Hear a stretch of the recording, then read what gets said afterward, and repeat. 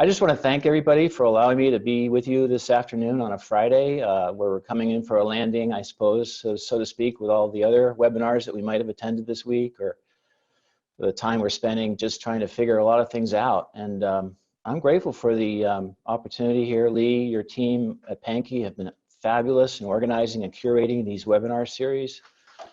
We just finished a board meeting today at the Pankey, well, not at the Pankey Institute, but the Pankey Institute Board of Directors had a good meeting today, and we're starting to kind of articulate and begin to look at what we're going to do in this new space. But we're going to be here for you, and we're going to be here for all the people that are learners, people that are excited about the future of dentistry, and certainly looking forward and beyond the COVID-19 experience, I suppose we can call it. I want to thank my wife too. She's upstairs watching this webinar right now, and she's, gave me a big kiss before I came down here, and where I'm in a different location in the house. But she's been an excellent partner through this whole thing. And I think a lot of you who are, with your significant others, your families, we really have to learn a whole new way of being present with each other and really patient. And I hope that a lot of the conversation today will touch upon some of these core values and some of these key concepts.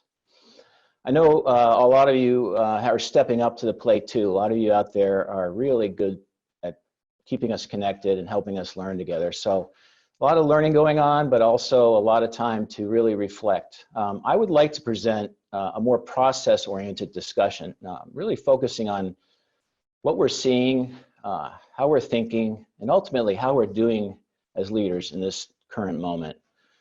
So take out a notebook and write a few notes down if you have some time. There'll be a couple of pauses in our conversation where I'll ask you to just write 2 or 3 little notes down, something that might just come to mind as a result of some of the conversation that we're having. I think we all know this metaphor, Groundhog Day. Well, Bill Murray plays Phil Connors, a weatherman, and Andy McDowell plays Rita, his director for a local television channel, I think out of Pittsburgh. I hope that our discussion today as we enter into this weekend is a chance for us to set some intentions, to be more aware of opportunities for growth, better leadership, and learning in this difficult yet unique time in our history. I think Phil Connors, had a great deal of learning going on because he woke up the same way every day. I guess it was 6 a.m. He made a lot of adjustments, and he focused on self-improvement. Really, I think at the end of the day, to capture the heart of Rita's heart. I would think that maybe one of our challenges today, as we think through, who we are as leaders and who we influence in our leadership, maybe it's time to think about whose hearts we're going to capture when this crisis is over. So maybe one thing you can write down right now is, what skill have you learned since 3/16? I'm using 3/16 as the date that we closed down our office, but what one skill do you think of right now that you've embraced since you've had some time off to be a little bit more reflective, or just busy? For me, revisiting and reading L.D. Pankey's biography, opening the book written by co-author William Davis, got my attention, because L.D. Pankey's journey, really a very influential time for him, was during the Great Depression, 1929 through 32. Yeah, he was born in 1901, and I thought to myself, gee, he was 17 years old when they had the pandemic of 1918. Must have been, that's got to be, impactful. Long story short, Dr. Pankey decided to take a few months off of his practice after being in Europe. There's a lot of stories behind the stories in that particular venture to Europe, but I'm not going to spend time with that right now. I do encourage you to read his biography. He took some time off from his practice. He hired an associate and then headed to Chicago. It was the summer of 1931. And he went, for the first time, a dental school had graduate training.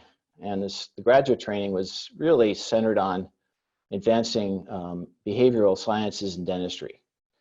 And he met a very significant figure in his life, a guy named Dr. George Crane, who's a physician. Dr. Crane actually introduced him to the balance continuum, or the cross of life. And you know, many of us in the Pankey community recognize the cross, you know, the balance between work, worship, love, and play. LD, you know, applied the cross of life to dentistry, and with great intention, he committed to a lot of self-work. As you know, one of his mantras was "Know yourself." His passion for self-work was so impactful, and his leadership was so influential in our profession, as we all know of many of the things he's done for dentistry. I do believe, though, as a result of his self-work, he really experienced a transformational shift in his way of practicing. And, you know, it was really a result of pushing the pause button. And I think we, right now, are on pause, many of us, and we have these opportunities that are so significant. So I think transformation and working on yourself go hand in hand. I want to go back and just do a little bit of learning, layered learning, and just remind everybody some things that we learned from some of our other thought leaders and those that have put time into other webinars in the last few weeks. Michael Melker's talked a lot about stages of grief, and really helped us to be more aware of our feelings, especially the feeling of vulnerability. I mean, I'm constantly struggling with that one myself. I think, you know, we don't have a lot of certainty. We don't have a lot of, guidance right now on what really is going to be our future. All we know is that we've got a virus that we've got to find a cure for. Mac McDonald was excellent, and he pointed us toward our core values, spent a lot of time with that, and it really showed us how important it is to stay close to your core values as you articulate a new path. And gratefully, Mary Osborne was so rich in sharing the need to stay connected. You know, the way I look at connectedness now is a whole lot differently than I did before this crisis, this pandemic. I really look at connectedness as a way of extending ourselves in a loving way. And her work, Mary's work on outward mindset, still resonates with me, and how important it is to be not inward, and especially in a time when we can easily be fearful and fall within. And when we're really focusing on the outward, we really are able to help others, and we feel better too. So let's take a minute. I invite you to consider one leadership quality that you're working on right now. Write it down. Just going to give you a second. This is my pause button, by the way. I like pushing the pause button one. And usually when I push the pause button, I just take a deep breath and breathe.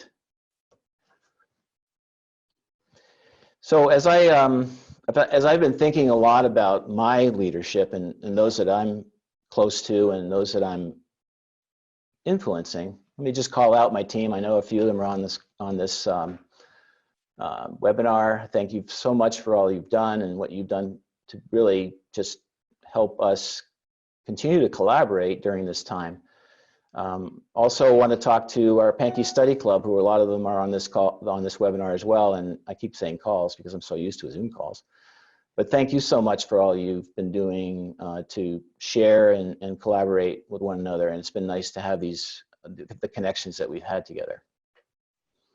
But I think a lot about, during this time, my family, my team, and my patients. I miss my patients. I miss the personal connections. I miss my team. I told them the other day that I don't want to retire. This is not fun right now. Yet, I think we've been discovering new ways to stay connected. Obviously, there's Zoom, and you know, I think the one thing that we miss with real life human connection is touch and hugs and handshakes, and those are the things that maybe we yearn for a little bit. But I think at the end of the day, the reason I consider the three keys to my focus on leadership to be my team and my family and my patients is that when we start to move out of this and we start to get into life again, and we're probably going to have to move a lot slower than we think. I don't think we're going to be able to go 100% into our practices 100% into life with the same intentions that we did before. But we really need each other. We need to prop each other up. We really need each other to help each other. And I think what kind of yearned in my heart of hearts is really this concept of being a magnificent leader. And what does that look like? I mean, what does it mean to be magnificent? Well, I'm thinking this, I'm thinking a lot about being 10 times better than I was before the crisis. 10 times better. Well, that takes it up a notch for sure. And, I think 10 times better because right now there's 10 times greater, more volatility and uncertainty and complexity and ambiguity around us. So, I think the responsibility that we put into leadership is significant and important. And all of us are leaders. All of us have influence. All of us find ourselves being in community with others. And let's go back to LD's Pankey's mantra, work on yourself. Think about that. I think the most important thing about being a leader right now is just being able to create space for family members. Sometimes I have to go down and work out down in the basement and just give my wife a little break from me. But we also have to create the kind of space that allows us to be able to help others to get through this crisis. Space that shows love, that shows calmness, certainly kindness, and being thoughtful. I think it's important to see ourselves as being good helpers. I really do. I think the key that kind of I found a substitute for missing the handshake and the hug. Now, I do get a hug every night from my wife, but I'm talking about the opportunity to connect on a deeper level. And I think kindness offers us that. When we find time to pick up the phone or write a note, the kindness gesture feels right, not only for the person you're being kind with, but for you. I want to talk about, I want to bring a story into the conversation here, and I want to share Kevin Mensch's practice with you. He allowed me to do this, and I'm going to go ahead and highlight Kevin as one of my heroes during this crisis, also a magnificent leader. So Kevin, in this picture, is with his wife, Eileen. Why do I think he's a magnificent leader? Well, the question you see in front of you is the question that he actually posed. Well, let me just take a step back. Kevin started with a fresh coat of paint. That's where he started his thought process. He went into his office. He lives above his office. He went downstairs and when this crisis started and said, I'm going to put a fresh coat of paint on all the walls and the trim in this office. So when people come back, it's going to smell fresh. It's going to look great. And that's where he got his ideas about collaboration and creativity with his team. So what he did was he brought his team together. He's been bringing his team together on Zoom meetings in many occasions. And he said to them, look, I need some help. I want to start to curate some strategies and an outline of how I want to see our practice operate after we're on the other side of this. I want to be able to develop a quality communication that I can present to our patients. He's thinking about his patients. He's thinking about how they're going to be feeling. He's also thinking about his staff and how they're feeling. So when he has time, in this time, he has intentionally decided to collaborate with his team members and some of his key patients. Now, here's what he did. He asked them to help him create the question that you see in front of you, but he also asked them to submit names of patients that are, loyal patients to his practice, people that he's worked with for many years. And then he wrote a letter to the patients and asked them if they would participate in a focus group. And he decided to do this on a Zoom platform, which I thought was courageous. when you bring people together, especially your patients, and you have a conversation with them, you know, that's taking a step up, and that's a big step. So, you know, basically after working on a few drafts and bringing this meeting together, he actually had his Zoom meeting with his team, and it was an amazing outcome for him. He listened intentionally, he heard their stories, he shared updates with what his team's doing and how they're getting ready for patient care again. But the most important and significant outcome, I think, of all this is that he's been able to develop a feedback loop that gives him some information to help better communicate with his patients. Because his patients, along with his team, are going to be thinking to themselves, how safe is it now for me to venture out and go to the dentist? Can I do that? Is that possible? And I read over his draft recently, and I just, the content, and maybe he'll be willing to share it with you, but the content was so significant, so helpful, and it gives me hope, because at the end of the day, we need that. We need to have more hope. We need to have more encouragement. We needed to have more courage. And Kevin's story gives me courage too, because we just had a Zoom meeting with our team. We decided to do something very similar. Thank you, Kevin.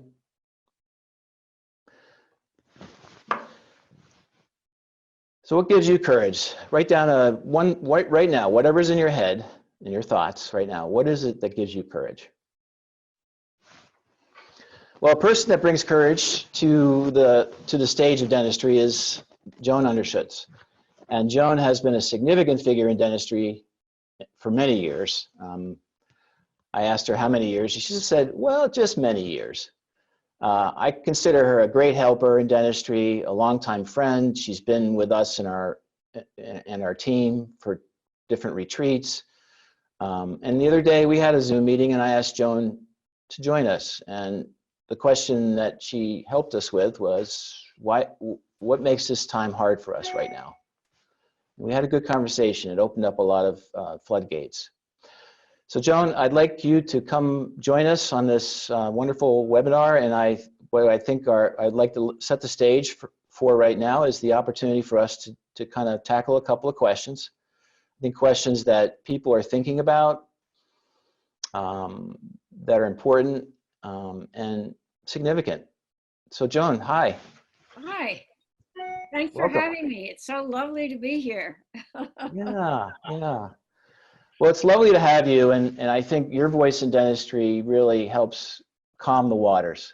You know, right now we think a lot about the waters being probably rough and how to navigate the rough waters, but you've been having a lot of good conversations with teams like ours and other groups. What are you seeing emerge? What are you seeing emerge?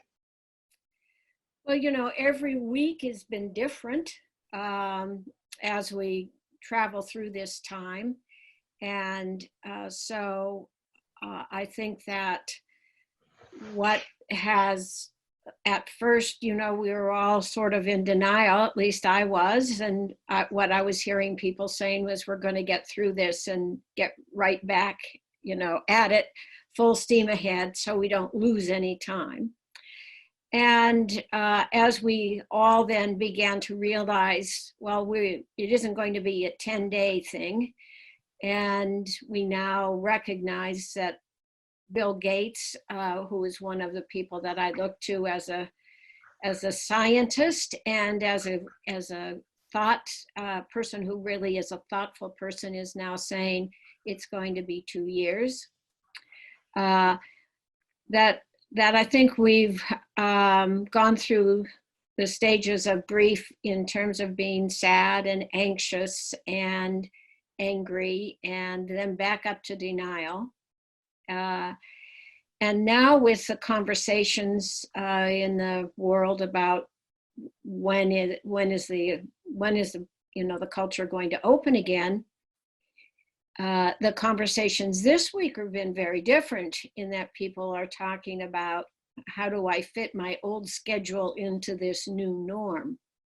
So it's sort of followed that wave of trying to find our footing and where are we going to put our attention.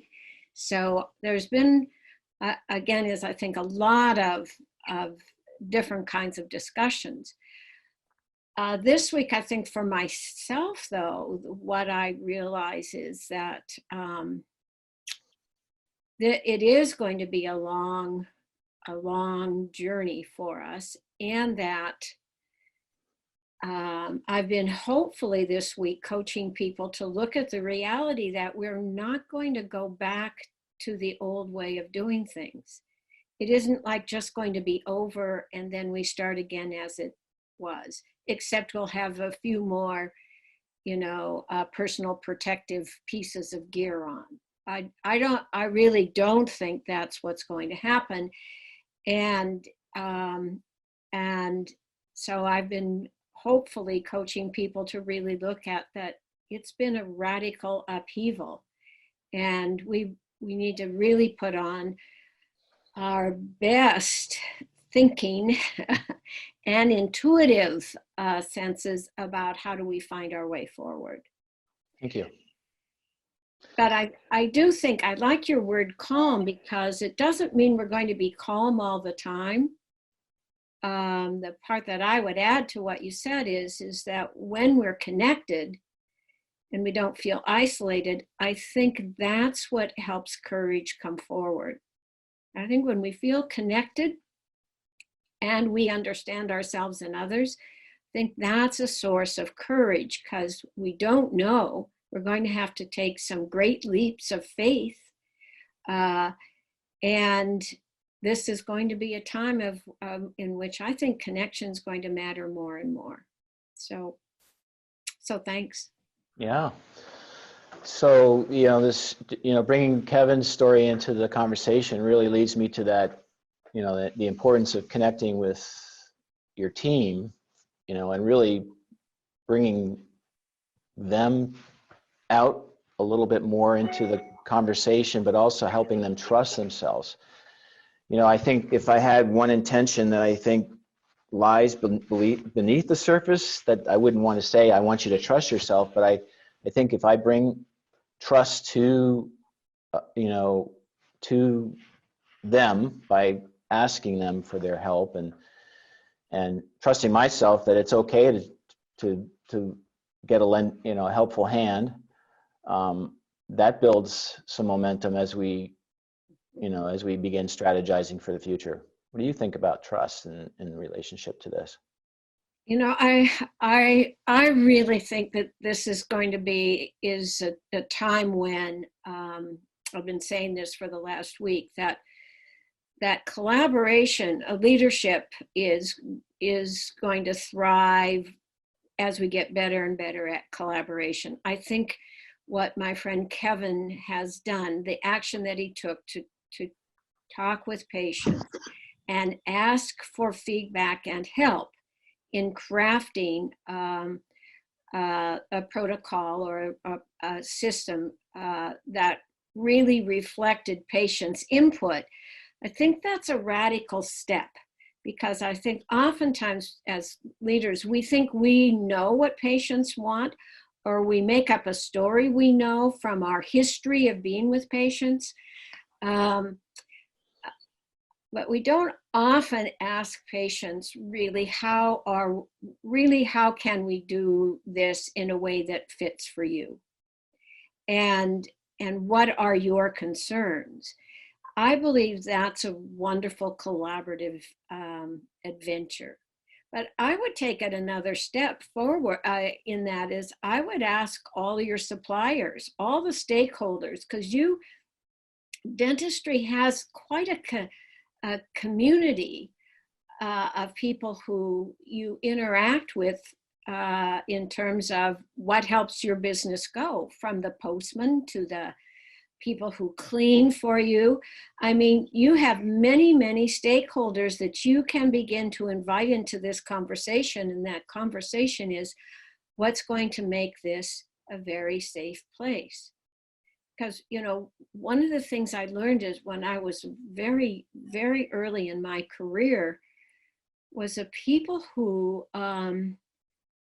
cleaned for us, who cleaned the facilities for us, were really fundamentally the most important people. And even today, when I think about dentistry as a patient, the person I really want to know and know that they're doing a great job is who's doing the sterile technique, right? And yet we tend to think of that as sort of low man on the totem pole, but I don't think that's going to be true anymore. I think this whole, this new understanding of virus and contamination has changed our whole worldview, and it's going to change the way we all practice, how the team works, but how all the stakeholders work. Is it going to be safe? And so I think that's a great opportunity for you to invite into your conversations. And I just want to say that the gratitude that I've been experiencing with those stakeholders, you know, like you said, the suppliers and all the people that are the vendors that support us, and then even you know, the lawyers and the attorneys and the bankers, and you know, it's just been an amazing outpouring of support. I think people do realize that dentistry is in a hard position right now because of the way we operate. And you know, to have the people that are that you see that you're not always thinking about come in and really get up to bat and help you in a time when you need help is incredible. Yeah, yeah. Well, a practice is a web of people. It takes a lot of people to support a dental practice, and so that I, as the patient, can come and have some very wonderful service and develop really kind relationships. I think, Dennis, one of the things as we talk about is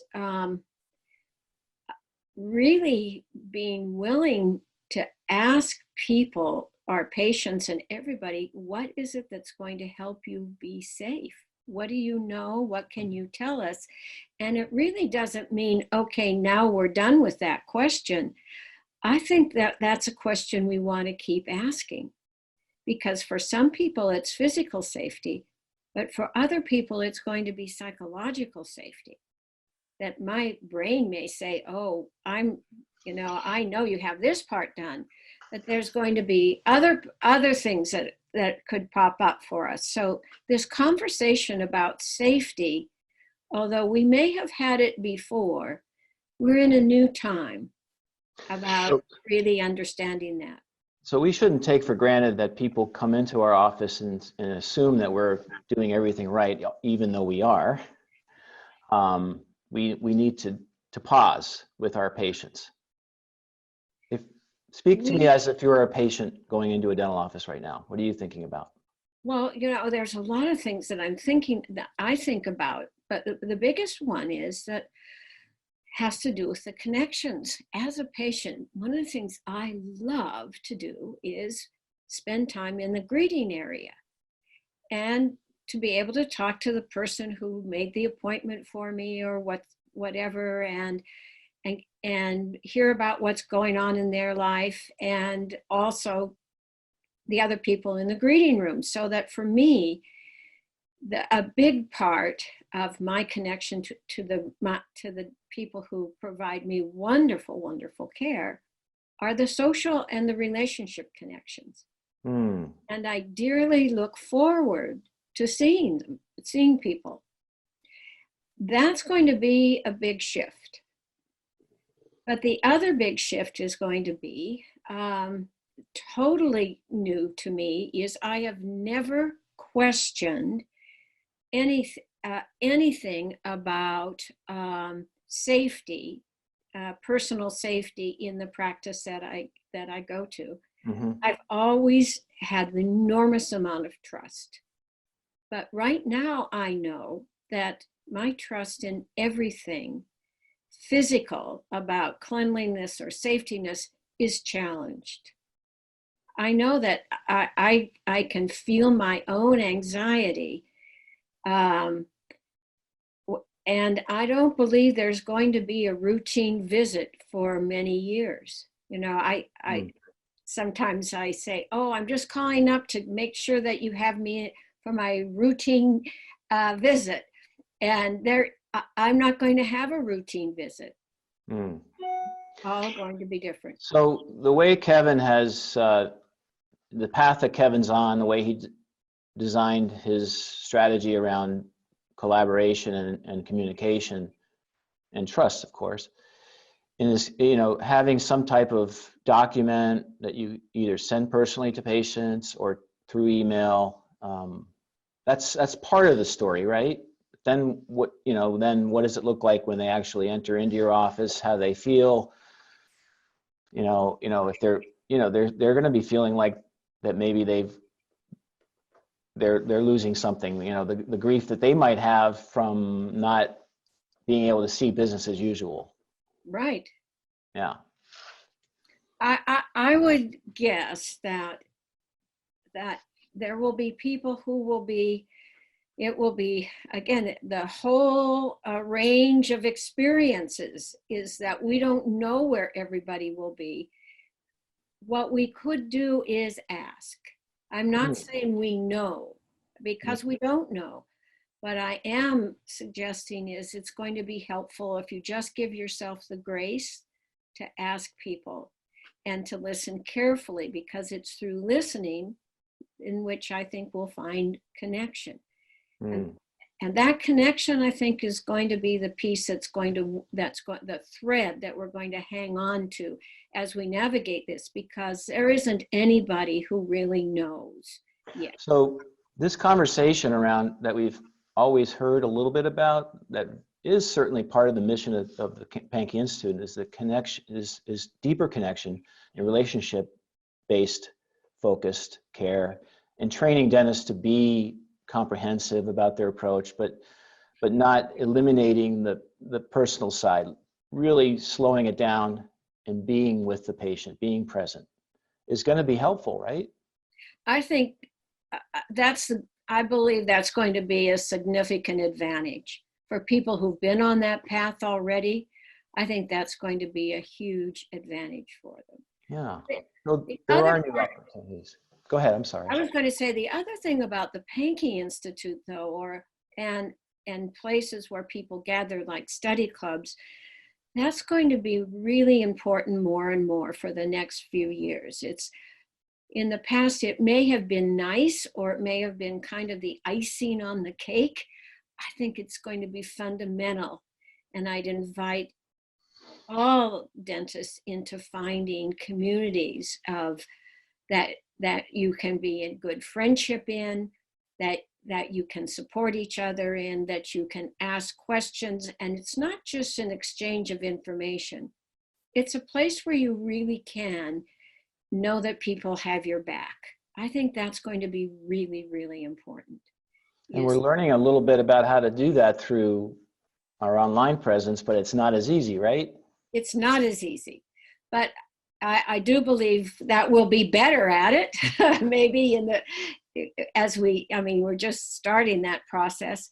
But I really think that when I think about professional development, having a core group of people who are your good friends and good mentors, and also who are strong learners. So it's not like we all think we're all doing wonderful, that we're asking each other what's the next best. So I think this, again, coming around, using the idea that we're all learning our way through this, because no one really knows. And yet to have confidence, that's the other thing, is to know that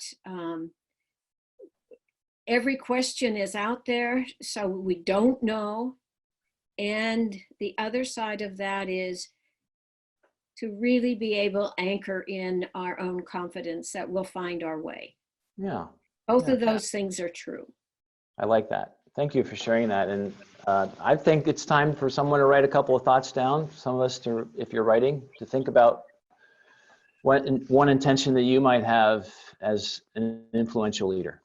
One single intention, something that you can carry through the weekend.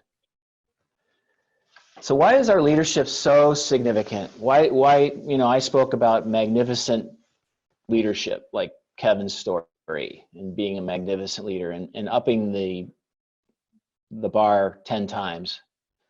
I can tell you my answer to that question is that it is part of our responsibility, but that's because I have a high value for that, being the oldest of 5 children and, wanting to be responsible.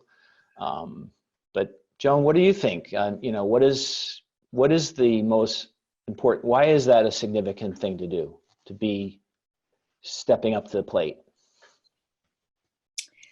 I think everybody will answer that very differently. Yeah.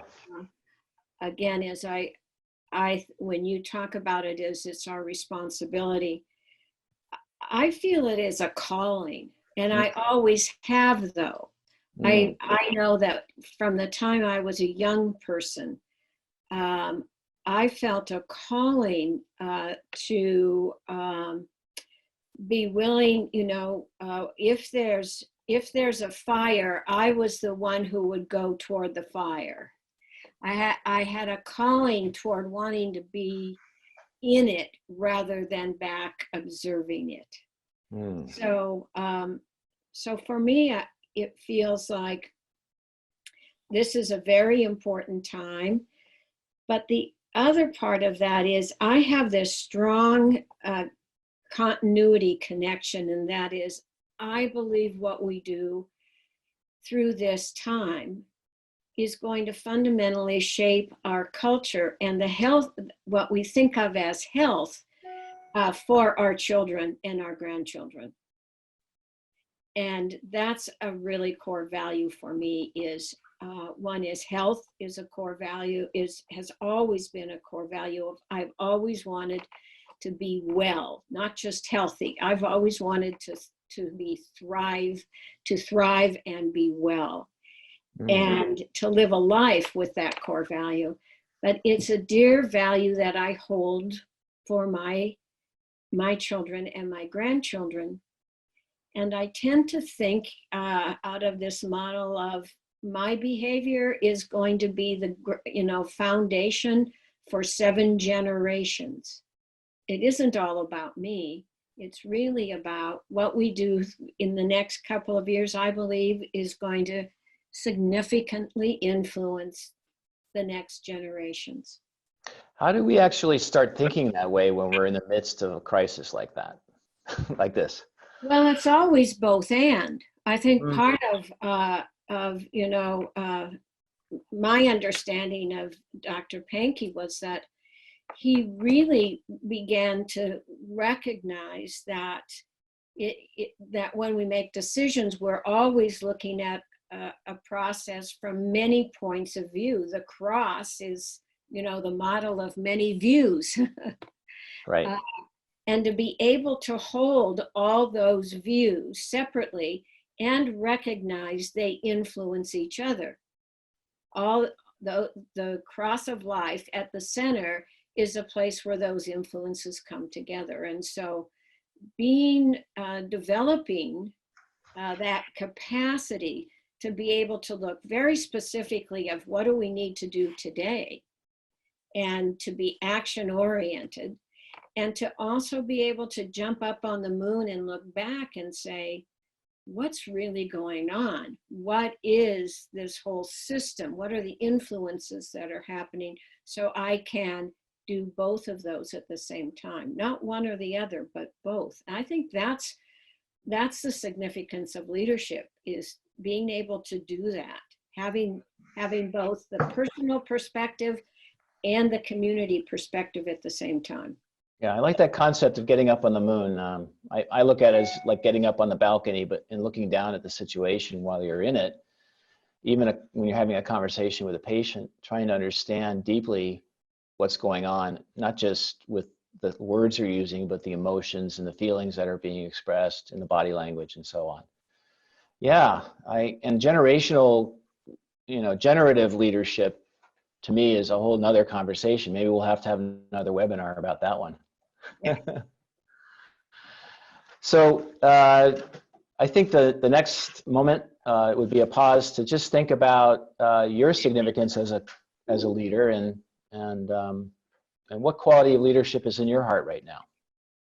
What quality of leadership is in your heart. And Lee, I know you're on the sidelines looking at some of the questions coming in, so maybe that would be your cue to come on in and help us with a few questions that might be being asked in our audience. Yeah, absolutely. And so I'm not going to do them in order because I've been reading them all, but one that I think is kind of foundational to what you all have both been talking about right now, and I'll read the whole question.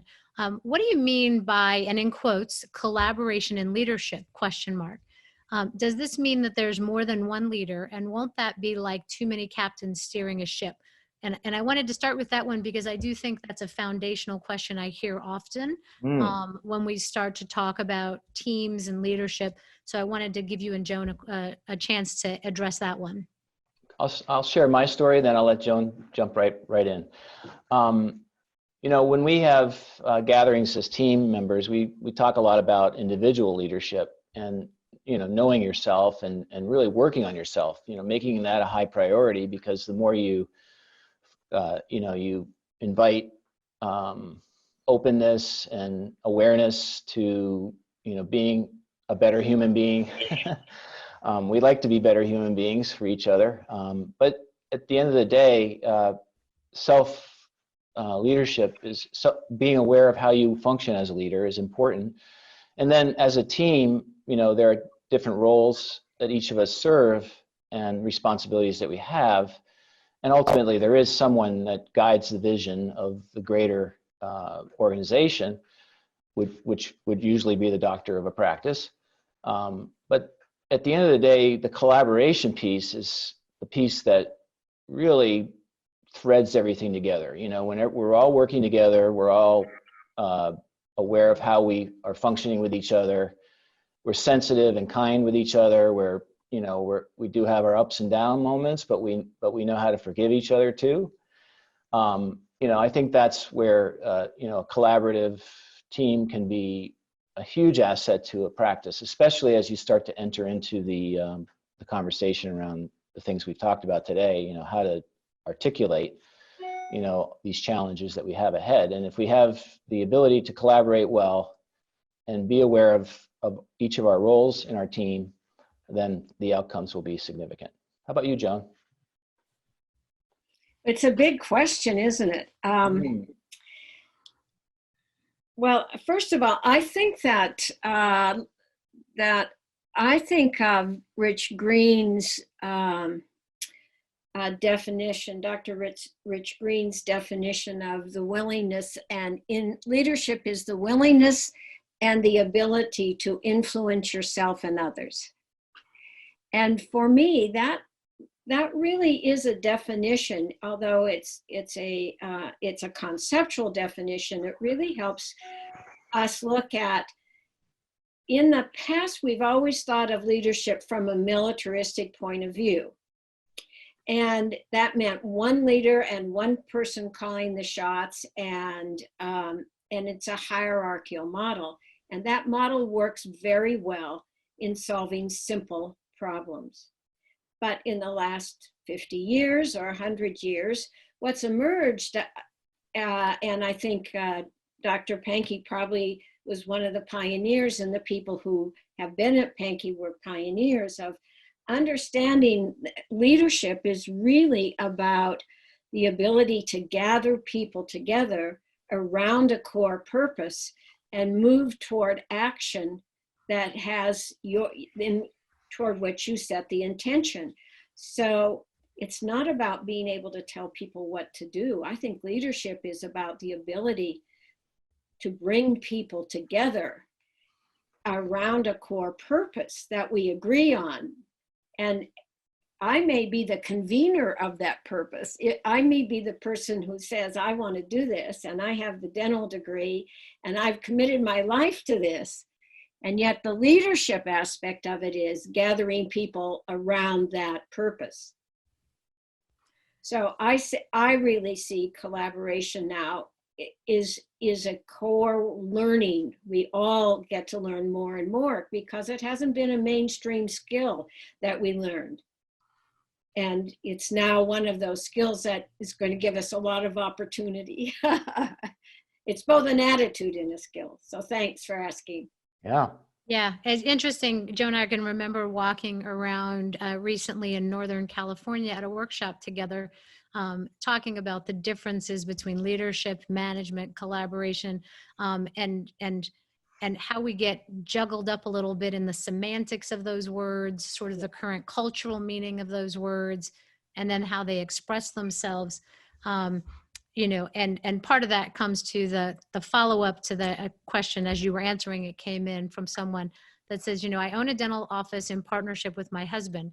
Our leadership abilities and vision don't always align. We try to steer in one direction as much as possible, but the differences are sometimes a little out of control and they confuse our team members. And so, you know, I don't know that that's an easy thing that you can give somebody advice about on a webinar. But maybe just some thoughts or some directions for the person who wrote it to think in. Well, I think that a great conversation between partners, and sometimes we're married and sometimes dental partners aren't, has to do with what's the core purpose. That really, I think that that's a place that takes some time to develop. It isn't like there's one better than the other. It's really the conversation. That's what I would suggest that they start with, is what is the purpose? And the other conversation is implementation, because sometimes, although we agree on the purpose, the way we would implement it would be different. And I think on a team, though, that again is Marie and Dennis are partners, and they're very different in their styles, and yet the team's really pretty clear on their purpose. So sometimes you have to negotiate styles. Sometimes, you know, that that the way I would go about it would not be the way you would go about it, but that's a learning that we could have as a team.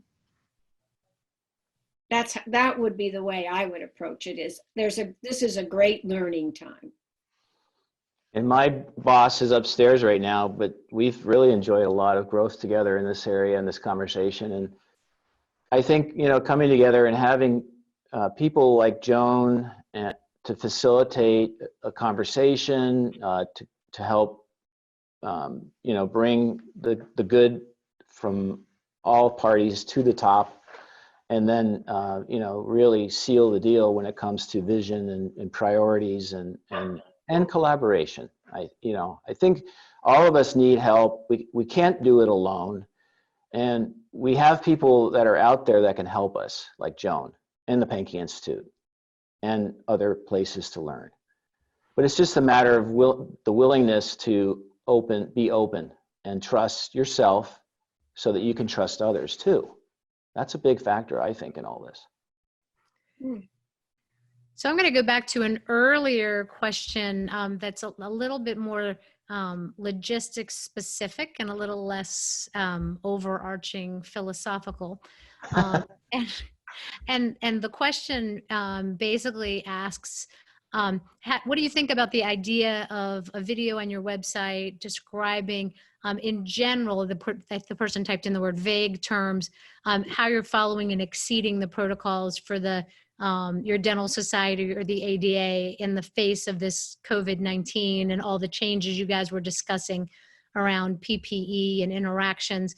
And I've seen versions of that same question with folks saying, should I write a letter? Should I send an email? Should I do a video? What are both of your thoughts about communicating it, in a more global way somehow? I would, go ahead, Joe. All of those are appropriate.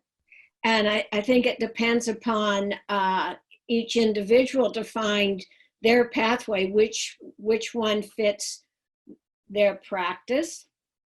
And maybe all of them are appropriate, because I think the more information right now that is the more you offer information and you make it available, it's a statement of transparency and trust.